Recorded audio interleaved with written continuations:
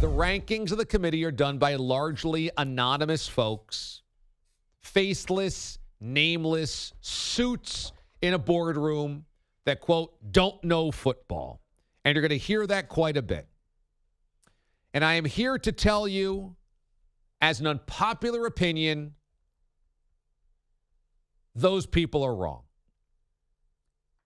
It's going to be very unpopular today to say that what I'm going to say. And that is, I agree with the committee. Here's the problem.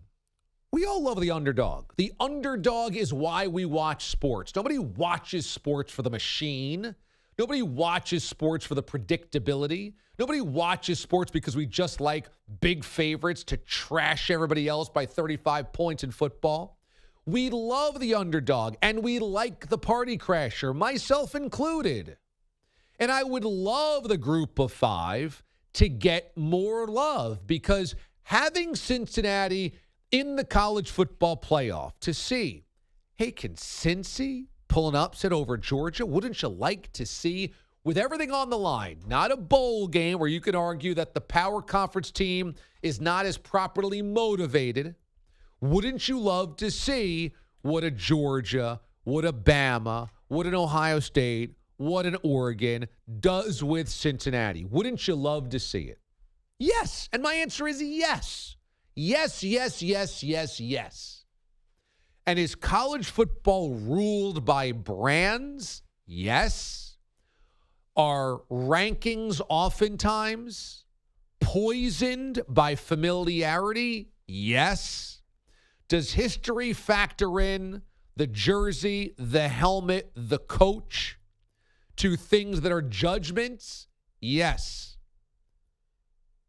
But in this case, make the case that Cincinnati is a top 4 team in the country. Make the case. And I know what you're going to say. You're going to start with, they won at Notre Dame, D.A. They won at Notre Dame. They went to Notre Dame and won convincingly. And I would say you're absolutely right. And that is by far one of the best wins in college football this year, going to Notre Dame and winning. And then I'd ask you, and what else? And nobody would have an answer. Well, it's not their fault Indiana's bad. You're right, it's not.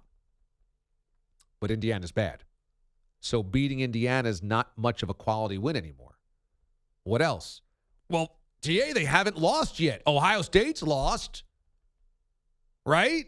Oregon's lost, right? Michigan's lost, right? How could Cincinnati not be ahead of these one-loss teams?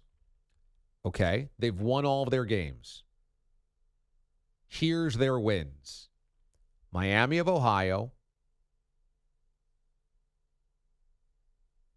Temple, UCF, Navy, Tulane.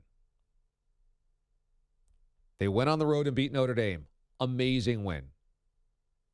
They went on the road and beat Indiana. An win. Everything else has been who cares. Now add on top of it that the last 2 weeks, they beat a 1-win Navy team at the time and a 1-win Tulane team at the time by just one score against Navy, 27-20. And the Tulane game was 14-12 at the half. Now, I'm going to tell you this right now. If Ohio State or Oregon had led 1-win Navy by 2 points at halftime and won by a touchdown, or had led Tulane 14-12 at half, none of them would get any credit in this college football playoff. If Oregon's season was, we went to Ohio State and won, and our other wins are Miami of Ohio, Indiana, Temple, UCF, Navy, and Tulane, no one would be like, yeah, you got to put Oregon to that top 4. We want Cincinnati there. And so we start the argument with that. Where's the respect? It's not Cincinnati's fault that Indiana's not good. It's not Cincinnati's fault that UCF's not good. But it is their fault that, unfortunately, their non-conference schedule, that's it. That's all they got. That's what they got out of their conference schedule. They played Murray State. They played Miami of Ohio. If you're Cincinnati, you can't play those schools. You've got to stack 4 power conference schools. Really, honestly. And you're going to say, D.A., that's unfair to Cincinnati. Okay, well then you better beat Navy by 42 points, and you better crush Tulane by 50. Because what are we going to dial down on? Oregon got the same quality win that Cincinnati got, right? And their one problem was they stubbed their toe against Stanford. Okay, that's totally right. But Oregon's wins, Fresno State, Arizona, Cal, UCLA, Colorado. These aren't great teams, but they are power conference teams. Fresno State was ranked earlier in the season.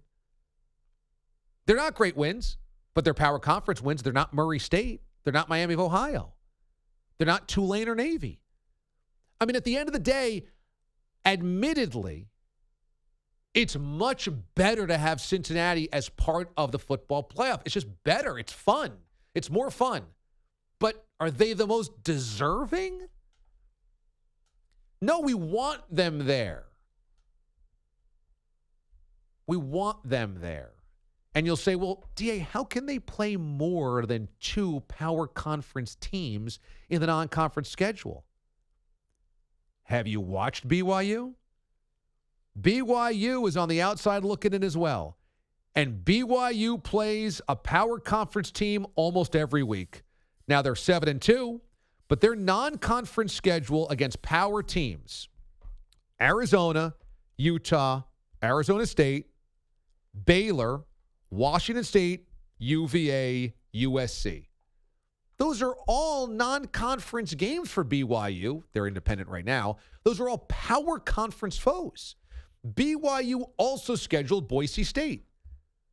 So they've got 7 power conference teams on their schedule and Boise State.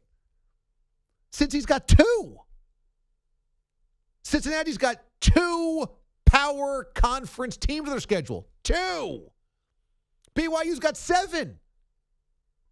Now, I realize that BYU doesn't play in a conference, and that'll change when they're in the Big 12. They'll have, obviously, conference affiliations. But if Cincinnati or any Group of 5 team want to be considered for the college football playoff, you basically need 4 non-conference games against power conference foes so that you have more of a body of work. Now, they can be against power conference teams that are unranked. Go ahead and schedule Virginia Tech. Schedule Florida State. Go ahead and schedule Minnesota. Schedule Arizona State. I mean, it doesn't matter who you schedule, but you can't sit there and make the argument that just because Cincinnati's undefeated, they're that much better than everybody else if they have 1 quality win. Again, it's too bad Indiana's not better because they should have been. And it's too bad that UCF's not better because they really should be. But I find myself aligning with the committee here. I do. And I don't like that. I'd rather that Cincinnati's in the top 4 because it's going to make things more fun. But frankly, I mean, is it about being fun or is it about being credible? The good news for Cincinnati is that there's football for them to play and football for others to play. The good thing is this is the first. Is Oregon going to run the table the rest of the month? They've got at Washington, Washington State, at Utah, Oregon State. The at Utah game is going to be tough. Oregon could easily lose that game. A second loss is going to boot them out. Could Alabama run the table but then lose the SEC title game to Georgia? Absolutely. That's a 2-loss Bama team, and who knows what the committee does, but that's a 2-loss Bama team and potentially a 2-loss Oregon team. That's not that hard to imagine. Michigan State is just right now the Big Ten representative. whether it's Michigan State, whether it's Ohio State, whether it's Michigan, perhaps as a backdoor, whatever that is, whatever that looks like, let's just make Michigan State the stand-in for the Big Ten. You put in Georgia, you put in the Big Ten champion, and then Cincinnati, if there's a 2-loss Pac-12 champ, and Bama gets beaten by Georgia in the SEC title game, now you're talking about, are they going to put Wake in over Cincy? Not right now, they're not. Wake's down at 9. Are they going to put in a 2-loss Pac-12 team? Probably not. Are they going to put in Oklahoma if they run the table? Perhaps. There's a bunch of quality wins out there for Oklahoma. Oklahoma State, this Baylor game coming up is a tough one, a Big 12 title game. Those are all tough games. And so maybe Oklahoma keeps rising up the rankings, but then that's only 3. The Bearcats could still get in.